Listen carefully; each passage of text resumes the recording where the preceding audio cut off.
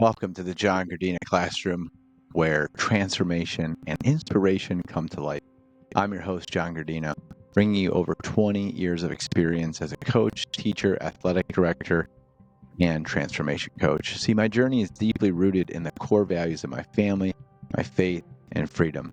See, here on this classroom, our mission is simply yet profound: to give you hope and renew your life, guiding you toward a fulfilled life. So join me each week as we explore powerful strategies, share uplifting stories, and embark on a journey of personal growth and transformation.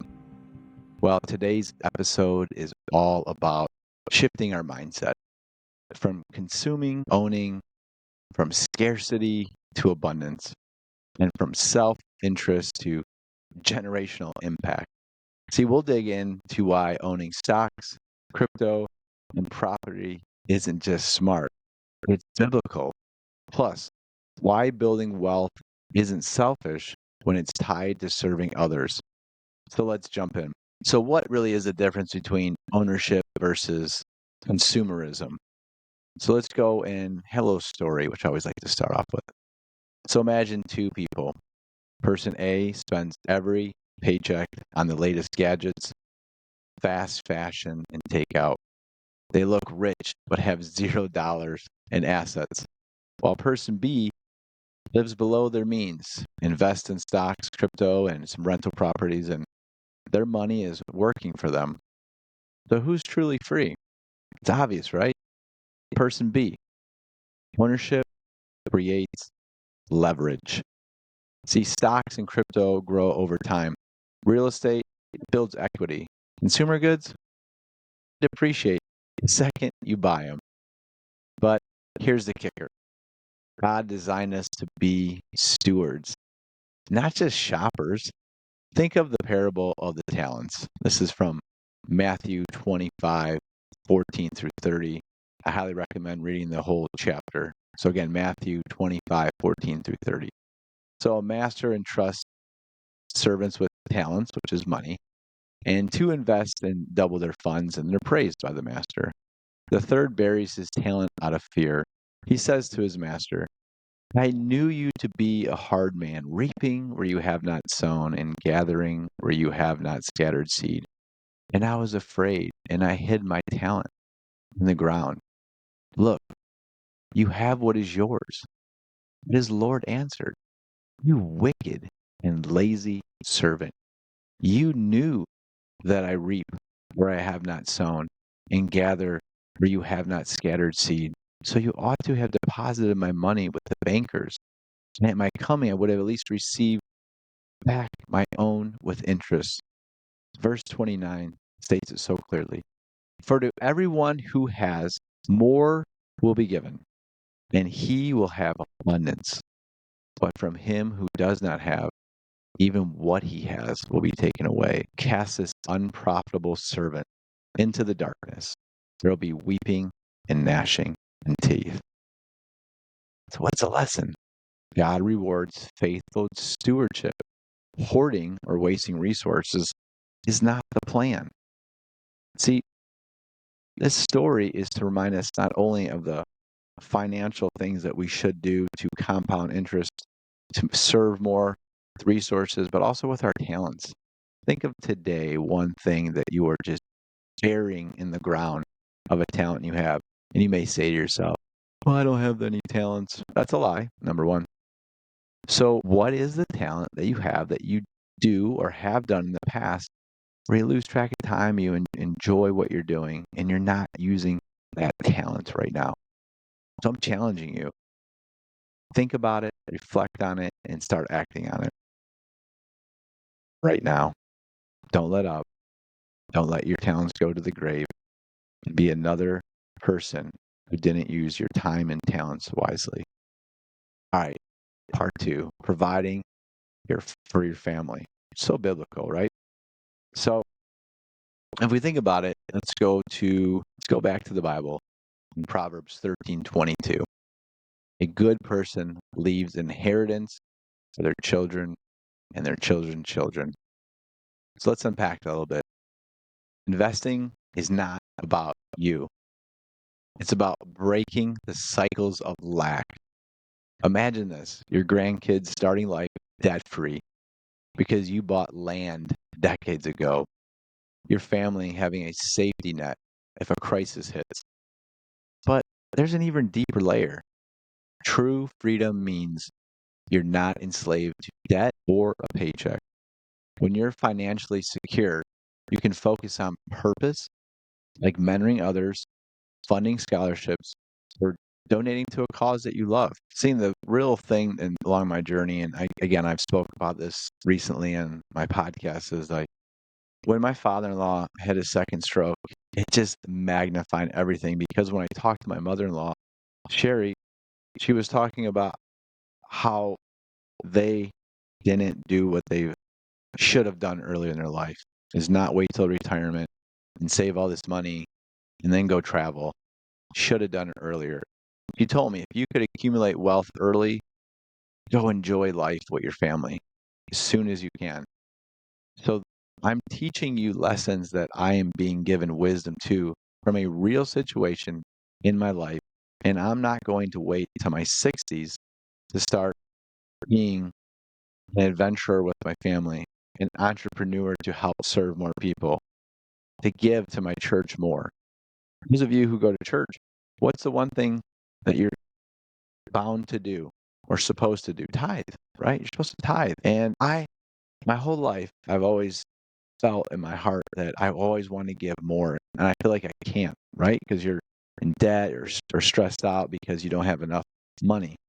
So how awesome would it be that you're sitting in church and you're like, you know what? I could give more than I could ever imagine. I could serve my community more than I ever could imagine. I could be that blessing to a family or families that need true love and support at that time. So I challenge you to start thinking about wealth in a different mindset of a way to have that freedom for not only your family, but for your community. So I had a friend named Sarah who she used her stock dividends to fund a clean water project in Africa. And she had these assets not only to bless her family, but it blessed hundreds of people in that community because of what she did and the ownership that she took to truly help a small community in Africa. And it was all based off her assets that she had gained from her stock dividends. So like when I hear these stories and I think to myself, like, why not you? Why not me? Why not all of us? See, God, and I'm going to get to this in a very few minutes.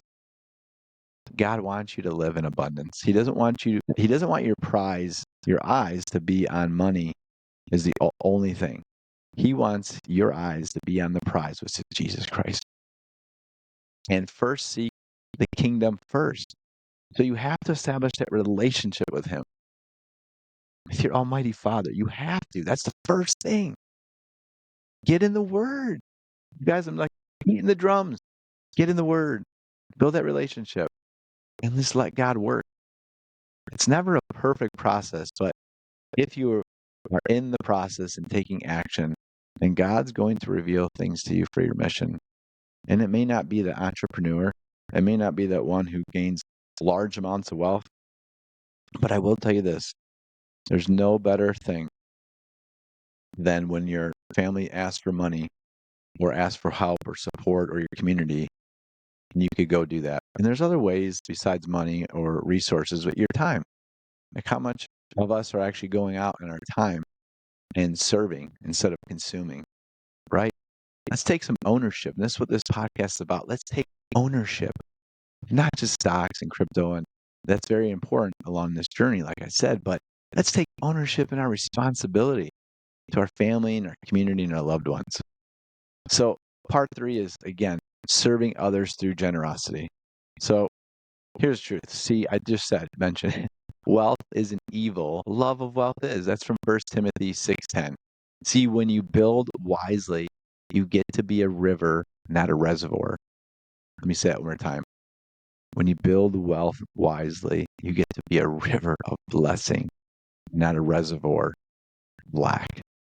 See, when Warren Buffett is still living, he said that he spends almost 100% of his money maybe not, obviously not 100%, because he knew that he wanted to give to his kids enough to do anything, but not enough to do nothing. And he knew it was very valuable to be a donor, one who chooses to give based on the assets he had.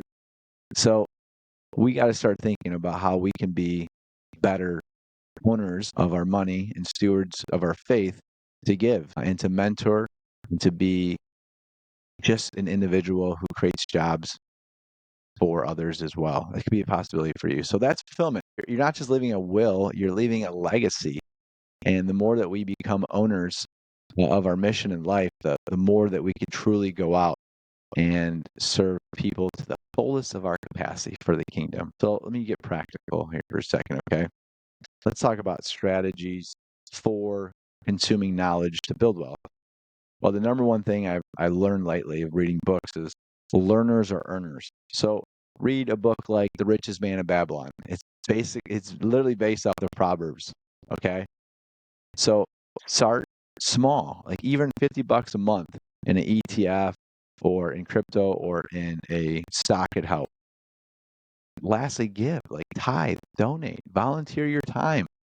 It keeps your heart aligned to your mission. So taking ownership of what you're supposed to do for God in his kingdom at a large level, not a small level, a large level. See, family ownership isn't about greed. It's about freedom to live boldly and love radically. See, let's be the generation that builds and gives and leaves the world better than we found it. See, this is an opportunity that God has provided for this transfer of wealth right now in this time of history, from the wicked to the righteous for his will. So let's seek wisdom every single day. Let's have wisdom to go out and ask God to be delivered resources and goods to help bring his kingdom here on earth. So this week, I want you to do something. This is a call to action. Just DM me on YouTube or any social media site, and I'm going to send you something to help get you in the frame of mind of being an owner and not a consumer. So let's finish the podcast today with a little letter from Paul. So he says, command those who are rich in the present world not to be arrogant or to put their hope in wealth, but to put their hope in God. So God, who richly provides us with everything for our enjoyment, command them to do good, to be rich in good deeds, and to be generous and willing to share. That was a letter from Paul to 1 Timothy 6:17 through 18. See, if we listen to the wise, which Paul was definitely a wise man, a man who richly provides us with everything for our enjoyment, command them to do good, to be rich in good deeds, and to be generous and willing to share. That's really what it's all about. Everything that's out there on the earth, God has created. Everything. So what are we doing with those resources? Are we consuming them? Are we just going to the store and buy? Or are we taking ownership in ways to compound our wealth, not only for our family, but for those who truly need it? It's just a time to reflect. I truly appreciate your time. I'm learning just as much as you are every week, and I hope that my knowledge and wisdom that I've gained, first and foremost from God, second from books, is helping you along your journey as well. Hey, I love you guys. Thanks for listening. God bless.